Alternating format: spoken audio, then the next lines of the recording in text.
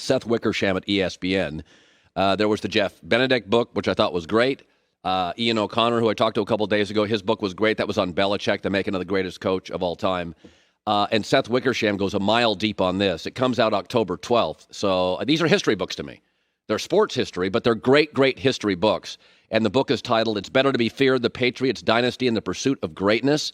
And let's bring him on. So fortunate to have him. Seth Wickersham is now joining us live. Seth, thank you so much. I know you're doing the rounds on this, and I've been a big fan and admirer for a long time, and I thank you. You did exhaustive research, and you need to be lauded for that because the Patriots are they're not the easiest team to do research on. It's Fort Knox, right? The gold bars, information or gold bars. First of all, your reaction when Belichick says, hey, I didn't talk to him, this. I mean, it feels like Bill wants to, delegitimize any work that can be somewhat critical of him. Does that bother you when he says that? Well, Tom Brady and Bill Belichick, first of all, thank you. Tom Brady, Bill Belichick, and Robert Kraft did not cooperate for the book. I'm very clear about that. But I have talked to Bill many times over the years, usually on the record.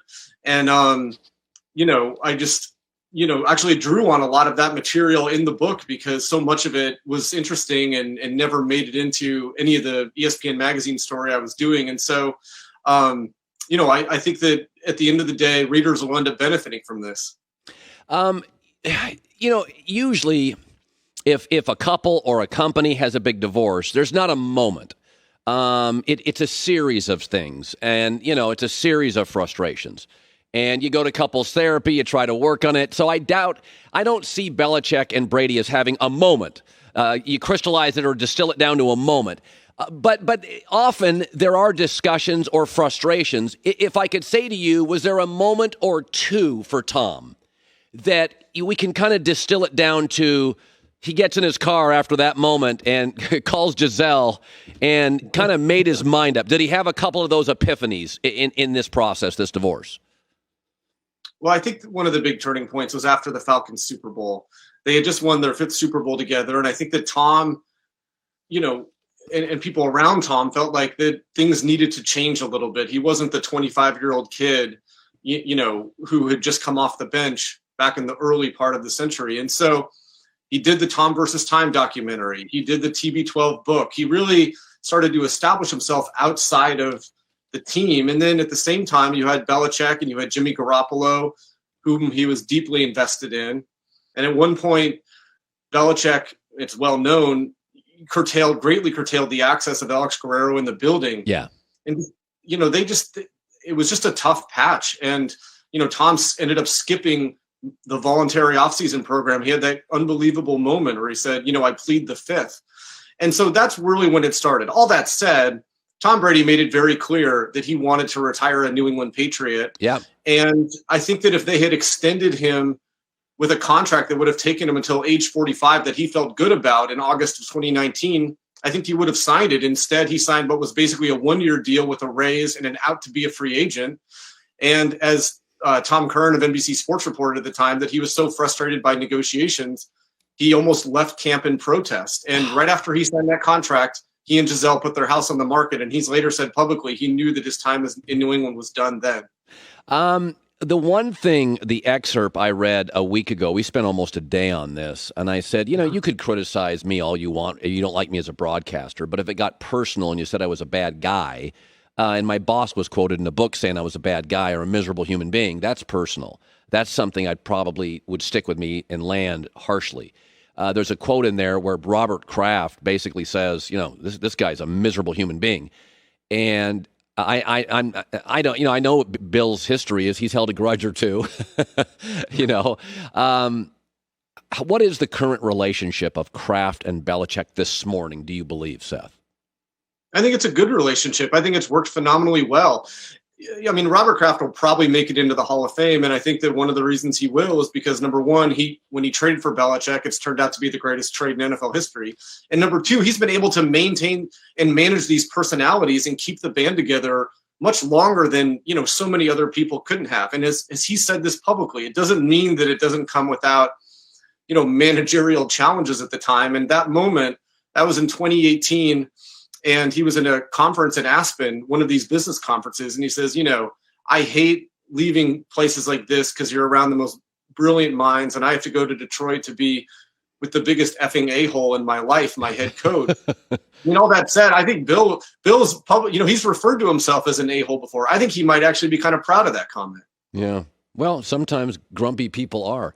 It's interesting. There's a moment where Bill O'Brien, who certainly had some success at Penn State replacing Joe Pa, an unenviable task, had some, he would win a division. He won a division with, I think, Brock Osweiler at one point in Houston. So, the guy can coach, whether, Nick Saban just hired him. We can rail on him, but he's won a lot of games in a lot of places. There's a passage in your book. I haven't read it yet. Again, it comes out October 12th. How close did Bill O'Brien, do you believe there was a moment, granular perhaps, but a moment when he could have coached the Patriots when this thing, Kraft, Belichick, Brady, wasn't working? Yeah, so it takes a second to unpack that. So it's the 2017 season, and as I said before, Brady was getting a little bit tired. At one point he said, Bill is so negative, and I don't want to play for Bill anymore. And at one moment, there's a meeting of the minds there, and Kraft and Belichick, Kraft and Brady are there, and they're kind of spitballing ideas. And at the time, Josh McDaniels was expected to take the head coaching job at the Indianapolis Colts, so there'd be an opening at offensive coordinator. And it looked at the time like Bill O'Brien was going to be fired by the Houston Texans. He was in a very public war management struggle there, and so they kind of thought, what if like O'Brien replaced Josh, and maybe if Bill left after the season or he retired, one day, Bill could take over the team. And the appeal from what I was told was that, O'Brien would be more interested in being more collaborative with Brady in terms of game planning and personnel. Obviously it didn't happen. McDaniels never left, and O'Brien ended up winning that power struggle in Houston, but he once joked that it was kind of an empty victory to a confidant. He said, I was trying to get fired. And that's something. Is there a favorite Brady story? And again, I put you on the spot here, but is there, in doing this book, which comes out October 12th, It's Better to Be Feared, kind of a definitive account on the making of the Patriots? Is there a Brady story that you really warmed your heart, or you really liked, funny, unique, something that stuck? Yeah, there's two. And one of them, I'll just say briefly, was during the 2007 season. One day he had to watch Giselle's dog, and he brought Giselle's dog to the facility in a Louis Vuitton bag and tried to hide the dog in a coach's office so that the teammates wouldn't realize that he had Giselle's dog. But of course, word got out within a minute, and everyone was giving him a hard time about it. But I'll go back really quick. He always talks about his mental toughness and how proud he is of the mental toughness that he's forged over the years. And I wanted to know how that came to be and what were the steps. And when he was at Michigan, this is a key moment in his career and his life. The night that he told Lloyd Carr that he was going to transfer to Cal, he met with his counselor, Greg Harden, and he's complaining to Greg Harden. In Brady's own words, he was a whiner back then. And he says, I'm going to transfer to Cal because I can't get up on the depth chart here. And what does his counselor do? Does he empathize? Does he give him a hug? No, he starts laughing at him. And he says, you want to leave? Go ahead. You haven't done anything here, and no one's going to care that you left. And that really kind of reignited a lot of Brady's internal competitiveness. That morning, he tells Lloyd Carr that he's going to stay at Michigan. He's going to be the best quarterback on the roster. And as we know, those are historic moments in lore only in retrospect. Is there a story about Belichick? Does he have a soft side? Is there something that there is some empathy? Because, some of the excerpts, he comes across as really crusty and really hard. But I said the other day, Seth, I said it's like the Beatles. McCartney was the visionary. John Lennon was the academic.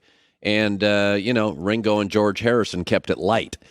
Kraft is the visionary. Belichick's the academic. And Tom is the California cool, driven, willful, but kind of keeps it light. But are there moments where Bill, there is a shoulder there? Is there a soft side ever that you witnessed? Oh, absolutely. And there's funny signs. Eric Mangini once played a joke on him, Eric Mangini and some of the coaches, where, they took advantage of his lack of technological expertise. And so when Bill came to his computer, there was an email that when he opened it, it started screaming that he was watching porn. And I'm kind of paraphrasing here, but it was screaming down the hallway. And Bill didn't know how to turn it off. And so he was banging the keyboard and he was cussing. And finally, he gets under his desk and just unplugs the computer as all these other guys are doubled over. But yeah, look, Belichick can be emotionalist. That's well documented. And I have those moments in the book. But there's a lot of times that he's funny in addition to it. And, some of the chapters I'm most proud of are talking to coaches and just what exactly it's like to work for him and what every meeting is like and what those hours are like, 4:30 in the morning to 11 o'clock at night, and how he's able to sustain himself in this spectacularly unhealthy profession that he's now done, 40 some years. Yeah. You think he stays in New England? I said, when I saw your quote that, Kraft ripped him, I thought, hey, boy, if that urban thing doesn't work in Jacksonville, he's got a house in Jupiter and a great young quarterback. Do you think Bill retires in New England? I think so. I mean, he's talked with confidants over the years about, maybe would he be a vice president, kind of like what Tom Coughlin and Bill Parcells and Mike Holmgren did, and that remains to be seen. It would have to be the right fit, but he's a coach. And one of the interesting things about Brady and Belichick together, and this isn't breaking news here, but it's just their longevity and the fact that they just keep blowing past all the off ramps. And, at one point, Bill Belichick, he said this on camera. He said, you're not going to have to worry about me being Marv Levy and coaching in my 70s. That next year he will be 70. And he's always had a tremendous amount of pride in his work. And whenever he left New England, he wanted to make sure that he left New England set up with a good roster and fixed at quarterback. That was very important to him. And so the truth is, nobody knows when he's going to walk away, but he's kind of on his way to building that team, I think, with Mac Jones. All right. The book is called It's Better to Be Feared. It's got a nice cover. Oh, there we go. Thank you. Look at that. Nice job. I mean, I don't expect you did the whole layout there, but it's very nice. No. Seth Wickersham, senior writer, ESPN. Used to be colleagues. He's a busy, busy guy and very, very talented, and I can't wait to get my hands on it. And Seth, congratulations on your work. Hey, thank you so much, and thanks for having me, and thanks for all the support over the years. I really appreciate it. You bet. Seth Wickersham. We love our authors and our writers and the story breakers, and this is just going to be, listen, it's history. They write history about a lot of stuff. They write it about wars. They write it about companies. They write it about football teams. These books are just a rainy weekend. Give me a great book on the Patriots dynasty. I'm totally in. Hi, everybody. Thanks for watching. Subscribe here to get the latest from the show. Also, be sure to check out more of the best clips from The Herd or go watch a few segments from other shows on FS1.